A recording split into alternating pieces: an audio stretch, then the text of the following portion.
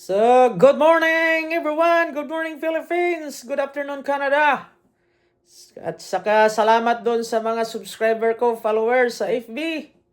So, salamat sa walang sawa niyong panonood sa mga upload ko ng mga videos. Sana i-share nyo at madagdagan pa yung mga viewers natin. So, ngayong umaga nga pala, mayroon tayong basic cooking tutorial video. I-share ko ito sa inyo. Pero napaka-basic nito. Gagawa tayo ng binangkal. So, sa English, tinatawag ito na durol. So, ipapakita ko sa inyo kung paano gawin ng binangkal. Yan. Okay. May nagtanong sa akin kung paano ba daw gawin yan. So, halika, ituturo ko sa inyo kung paano gawin yan. Yan, kung paano ito gagawin. Yan, tuturo ko sa inyo. So, tara, umpisa tayo. So, ang mga ingredients natin, ito, 3 cups of flour. So, pwede kayong gumamit ng all-purpose flour o kaya third class flour. Pero ang ginamit ko, all-purpose flour siya, pero is a wheat flour na siya. Brown flour. So, ang binangkal natin, ito 3 cups. So, ang asukal ng 3 cups, usually sa baking, 3 cups of flour, usually is 3 cups of sugar. Pero, ito, ang ginamit ko ngayon, hindi ito talagang tunay na sugar. Is artificial sweetener ito kasi medyo iwas-iwas tayo kasi nasa pre-diabetic na tayo. So, ito, stevia. Okay, ihalo lang natin dito. Lahat ng mga ingredients. So, sa 3 cups of flour, kailangan mayroon tayong 1 tablespoon na baking powder dito sa ating binangkal. Ang salt natin, mayroon din tayo. So, salt natin is 1/2 teaspoon. Halo-halo lang natin.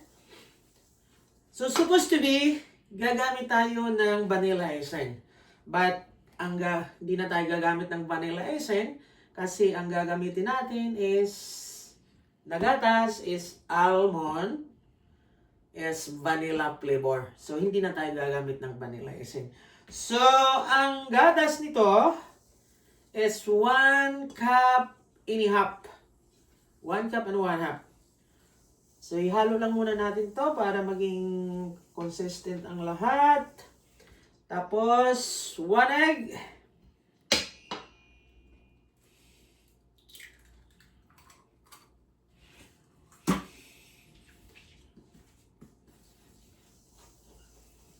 Of course, may ingredients din tayo. Mamaya itong sesame seeds.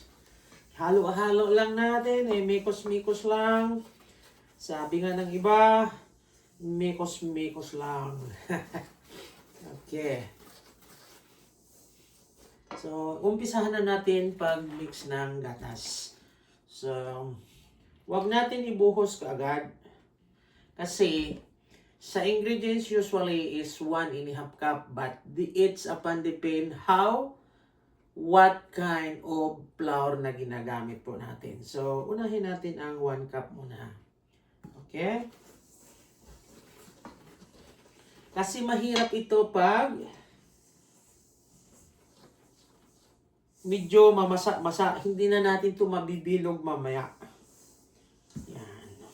So, dahan-dahan lang. So, dagdagan natin 1.5. Okay.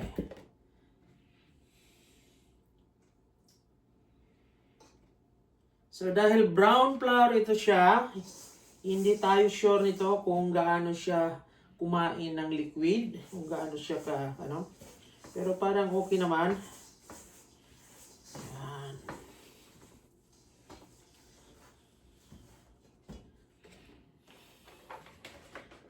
So, this is very easy recipe.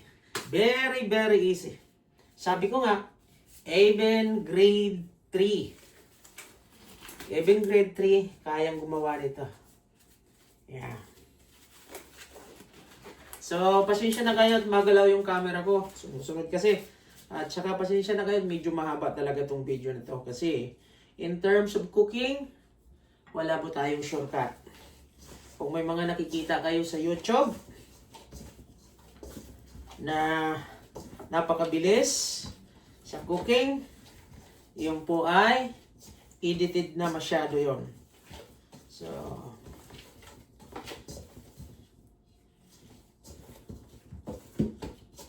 So, okay naman. Kayang bilogin, di ba? Okay. So, yun lang. Abangan natin. Bilog-bilog. Huwag kayong umalis. Sundan nyo ako. Bibilogin natin. Hindi ko isasama ang lahat na proseso kung habang binibilog ko. Kasi medyo mahaba-haba yan. Alright? So, ito na nga. Natapos na natin bilogin. So, next procedure po tayo. Actually, nagpainit na ako ng mantika. Gloves lang tayo. Okay. Pasensya na kayo at medyo mahaba-haba ito ha. Huwag kayong magsawa para matuto rin kayo. Okay, ito mga nabilog na natin. So yung ano natin, yung 3 cups natin na flour, umabot siya ng 20 piraso na ganito. So kung paano ito lutuin, ang sekreto nito para marami siyang sesame seeds na kumapit, ilulubog muna natin siya sa mantika sa tubig bago pagulong sa sesame seeds para kapit na kapit talaga yung sesame seeds. So about naman sa temperature ng oil, huwag yung masyadong super init talaga kasi pag sobrang init ng mantika nyo, mangyayari yan na sunog yung itaas, hilaw yung ilalim, at saka sunog rin yung sesame seeds. So ito parang malapit na itong maging ready. So, gagawa na tayo ng So, isasawsaw natin. May tubig na ko rito. Pagulungin natin sa tubig. Sausaw sa tubig. And then, pagulungin natin sa sesame seeds. Yan. Okay. Diba? Tapos, kung kaunti lang naman ang lulutuin nyo, kailangan ang lutuan nyo yung maliit na yung maliit lang ang yung kasirola o kaya kawali, yung maliit lang para para hindi siya consuming masyado sa mantika. Yeah? Ganito lang kaliit. So medyo malakas na, hinaan natin ng konti, lagay natin sa medium. Okay. So gulong-gulong lang sa sesame seeds.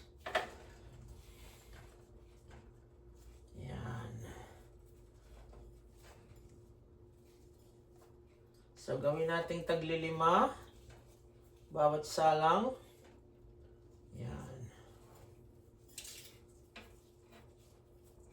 Okay. So, salang na natin.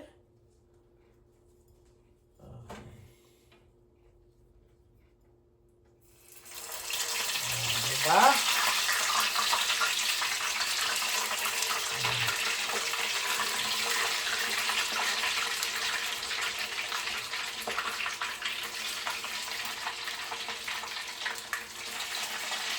Alright. Pwede na. Ayos na yan. Maya makikita nyo golden brown siya at saka bibiyak-biyak yan. Yan o.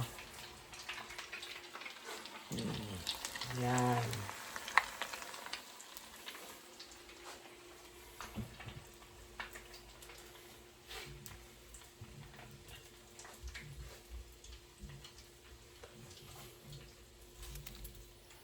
Yummy, yummy, yummy. So, kailangan i-turn din natin yan. Kahit paano para maging balance yung niya. Ganun lang kasimple yan. So, naka-ready na yung susunod na salang. Yummy, yummy, yummy.